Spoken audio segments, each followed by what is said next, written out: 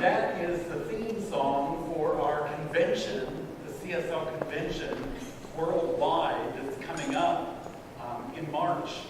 And so after the service today, we'll be doing a video of the song, and we invite you all to come and sing it with us so that we can submit that to CSL, and then they'll have a snippet of CSL Parker on that video that's going to go out to the world. So we get to share in our love and in that music. This month, I begin a talk series on seeking the common good. And today, we're talking about what is oneness. Oneness. When I look in Webster's dictionary, it says oneness is the quality, state, or fact of being one, such as singleness, wholeness, integrity, harmony, sameness, unity. It's important for us to understand and to connect with our oneness here. We are all under one sky. We are all part of humanity. We're all created in the likeness and image, that means the nature of God. And everything, human, plant, animal, all comes from God. We say God is all there is, and it's true. And if we truly connect with that unity, that harmony, that oneness, then we are unstoppable in everything we're doing.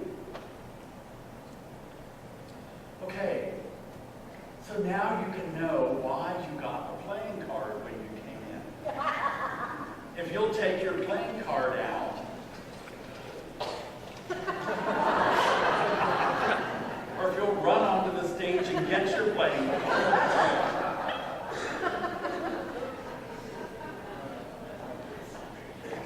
I invite you to look at the face of the card. Look at it. Show it to the people around you. And what do you see? Some of you will see red, some will see black. I bet some will see spades, some will see clubs, some will see diamonds, some will see hearts. Some of you will probably see numbers. And some of you, I bet, will see faces on your card. Where will you focus? You see, it takes all of the cards that we have here to make a complete deck. So we need the red and the black. We need the hearts and the diamonds, the clubs and the spades. We need the numbers and we need the face cards. And when we put it all together, there is one deck. Like the oneness that I'm talking about today. So where do we tend to go when we look at one another? When we look at the world? So I want you to have this card as a reminder that it's your choice. You can look at, you can look at how we're all different. She's an 8 of clubs. I'm a 5 of clubs. We're close, but we're different. And as we look around, we can see that we're all different. But it takes all of us in our unique ways to show up in the world to create oneness, to create the perfect deck of cards in this game of life. And if your card is missing, something's missing from the deck. Now it's our choice. Do we want to focus on this side where we see differences and there are different colors? Or do we want to focus on the other side? Turn your card over and look at that side. Some of you call it the back of the card. Show it to the people around you. What do you see there? Does it look like what's on your card? Yes, I made sure I got 2 decks of here we're looking at the oneness. It's our choice if we want to look at the world and see how we're alike, or if we want to focus on how we're different.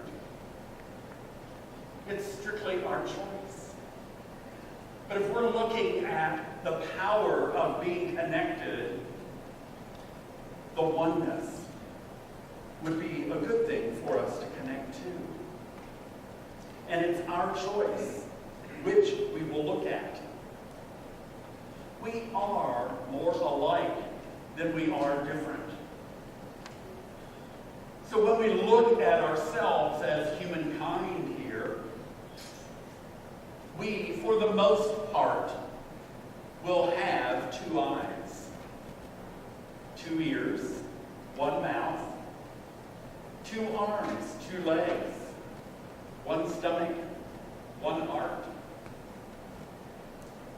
And so when we look at ourselves as humans, we really are a lot more alike than we are different. When we look at differences, the color of our skin, maybe the language that we use, the type of clothes that we wear, sexual orientation, whether you're a dog person or a cat person. But you know, the differences are less than how we are alike. We are much more alike than we are different. And it comes down to, how are we going to look at the world? It's our choice. Which will we do? Some of us tend to jump in and categorize people right away. Oh, well, they're the same as me, or they're different than me.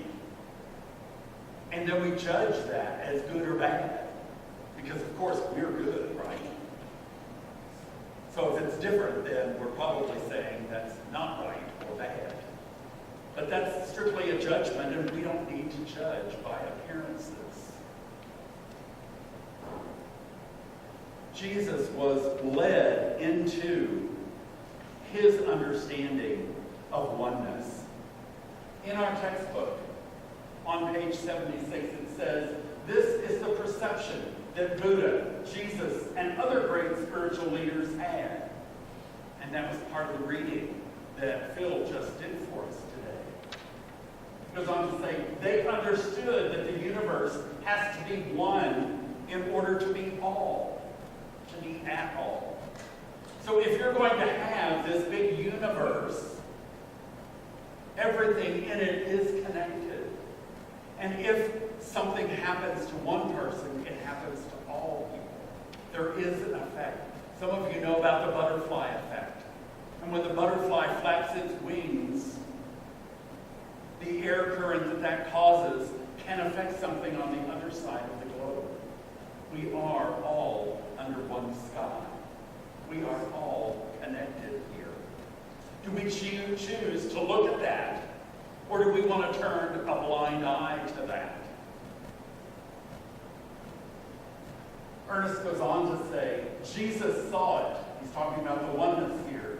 When he said, "If I cast out devils by Beelzebub, the prince of devils, that is a house divided against itself, which cannot stand." We know that the devil is not a concept that we believe in. If that were an entity, then you would have God and the devil, 2 powers, and we know there's only 1 power. Jesus recognized this, and he recognized this oneness. So that's why he said, if this were so and I cast out this devil, it would mean that the house is divided. In other words, it cannot stand, because there would be 2, not 1, fighting against each other. He goes on to say, he being Jesus, also said, "Who has seen me has seen the Father." So Jesus had arrived at a perception of oneness. Jesus understood he and the Father were one. He and every person that he encountered in his journey in life were one.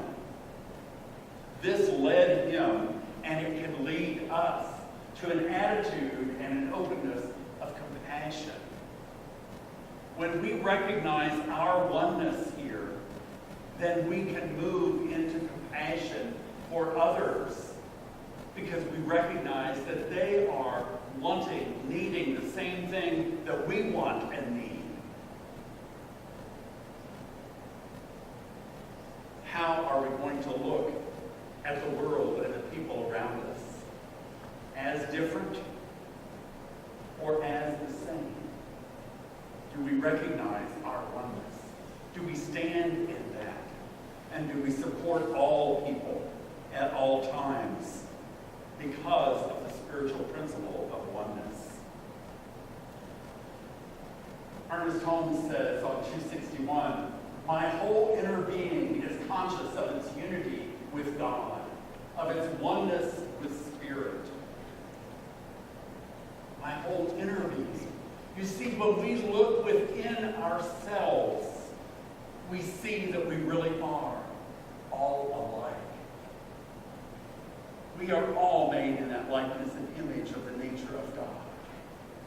But when we look on the outside, we certainly see differences, don't we? So there is a reality to that. But where do we want to focus our minds? Do we want to focus on the differences? Or are we willing to go within, to connect with Spirit within us, so that we see the wholeness that's there?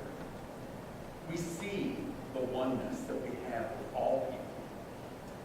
And that certainly can open our hearts to compassion, to caring for each other. In this big universe, what affects one can affect all. And so it's important that we are aware of that and we are conscious to stay centered within ourselves, connected to the one power, one presence, one source that we know as Spirit.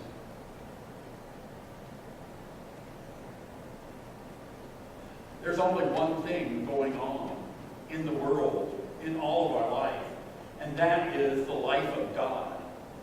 The life of God being expressed as each one of us in our own unique and marvelous way. But we are one, even in our differences on the outside. In his book, Ethics for a New Millennium, the Dalai Lama writes, "Self and others can only really be understood in terms of relationships. We see that self-interest and others' interest are closely interrelated. Your interest is also my interest," he says. From this, it becomes clear that my interest and your interests are intimately connected. In a deep sense, they converge. Can you realize here the oneness that the Dalai Lama is talking about? The sameness in all of us. That what you want for your life, for your family, for yourself, is the same thing that I want for my life, for my family, for myself. And we get to recognize that, which certainly, doesn't that lead us to compassion? Doesn't that lead us to be understanding and more loving to others? Ernest Holmes understood this on many, many levels. A little story about him. Ernest, studied all of these different religions, all these different philosophies, to see what was the spiritual truth in each one of them. Well, part of Ernest's journey took him into studying Christian Science. So he was studying with Emma Curtis Hopkins, the teacher of teachers. And in his study of Christian Science, one day, he was invited at a public meeting to stand and do a prayer for them. And Ernest did. He stood up and he said a prayer. He was told later that he is not allowed to pray in public. Only licensed practitioners in Christian Science are allowed to pray in public, and you are not licensed. Ernest quit studying Christian Science because Ernest had a bigger picture of life.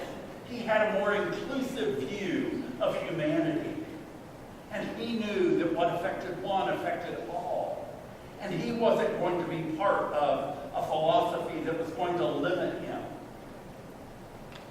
He wasn't the only person that walked away from Mary Baker Eddy. Emma Curtis Hopkins, his teacher, also left Christian Science because she was told by Mary Baker Eddy that she was not allowed to read anything other than what Mary Baker Eddy had written. So it was a little limiting there.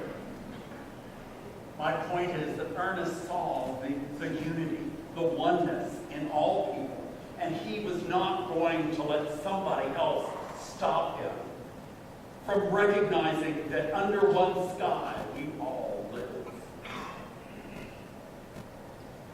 This is February, and it is Black History Month.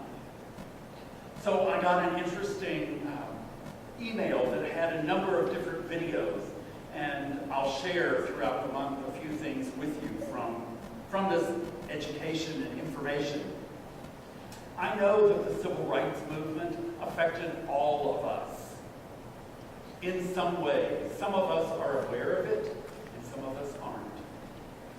You see, when you see and hear about inequality, it can affect what you do. Some people are called to social action, and they will jump in, and they will live differently. They will fight against limiting people. Other people will hear about the inequality and decide that that's just fine. And they will do nothing. So we would say they bury their head in the sand. They ignore that. It's up to us as awake, aware, spiritual beings to recognize our oneness, to be able to come through and look at how we're all the same, even if there are differences that show up. We really are all the same. We are under one sky, and we can choose to look at life from that perspective.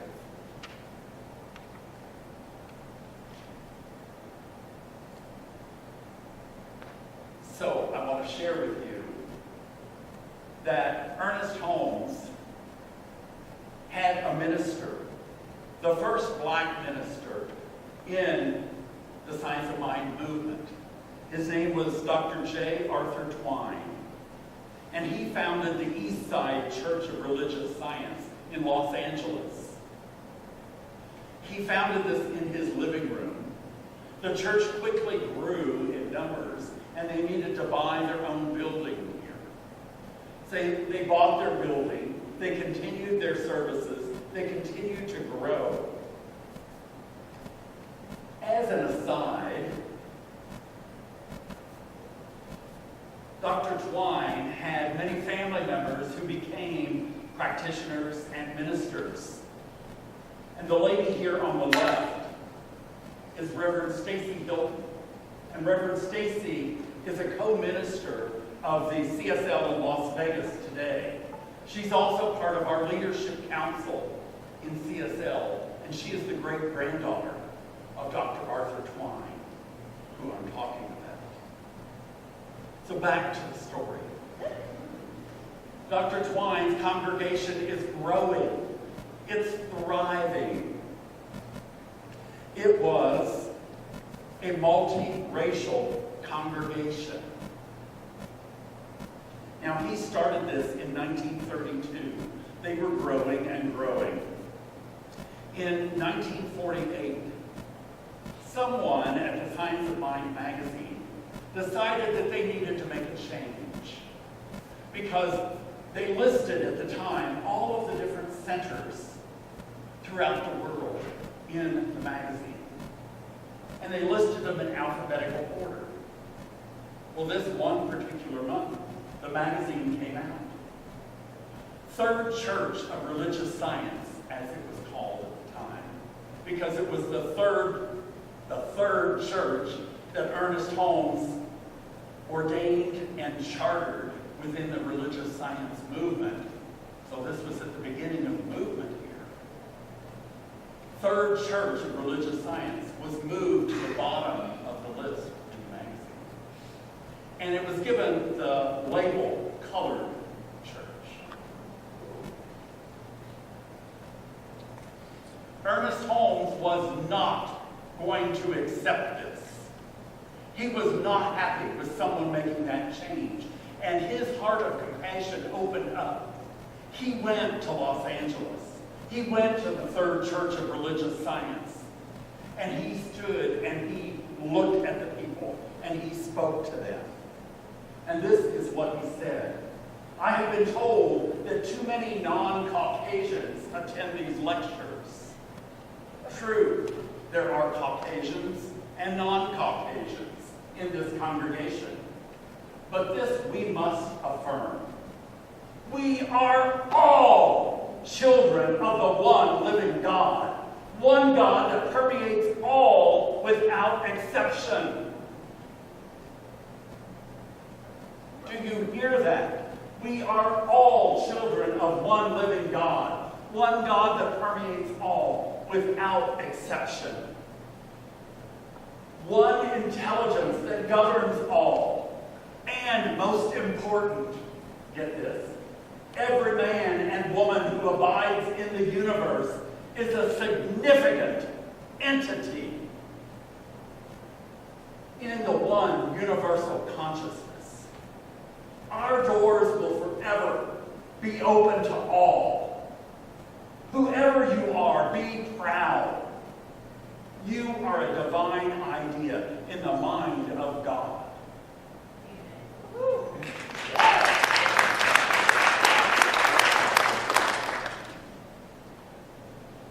You are a divine idea in the mind of God, and whoever you are, be proud. Be proud because you are created by God. Ernest was not going to let other people tell him the world needs to be limited. He was clear that we are all one under one sky. Yes, we're all the same. And he saw that sameness. You see, oneness with all that is not just a nice thing to think about, but this is a spiritual truth. It's a spiritual principle to live our lives from. And when we live from that beingness, that knowingness, that we are all one, regardless of how we look, regardless of what we say, what clothes we wear, we are all one. And we want the same thing for ourselves as we want for everyone else. I'm happy to tell you that the next month, the Science of Mind corrected its error and went back to listing all of the churches alphabetically. They removed the tag Colored Church from the Third Church of Religious Science as well. We don't have to label people, and we don't have to be labeled. We get to love. We get to share our feeling of oneness and unity with all. Knowing our oneness and holding that oneness as a priority for our life and our experience will help us to transform this world. And that's what we're about. Transforming the world by transforming ourselves. That's our challenge. To see the unity, to see the wholeness, and to live from that place, no matter what other people say. We can set oneness as a priority. Let us pray.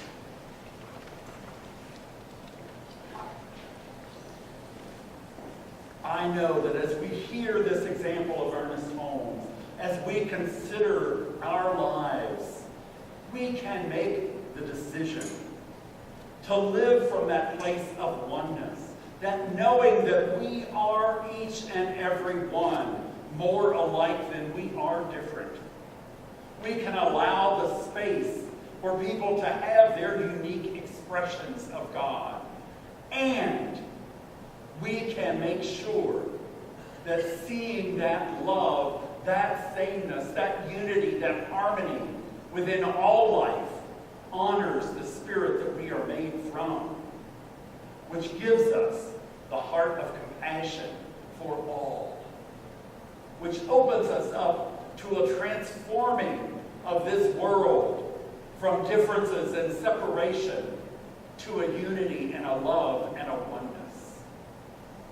And so I bless each of us as we find ways in our lives to share that oneness, to share that idea that we are all under one sky and we make a difference in how we show up each day in the world. I bless us on this journey. I release my word and invite you to say it with me. And so it is.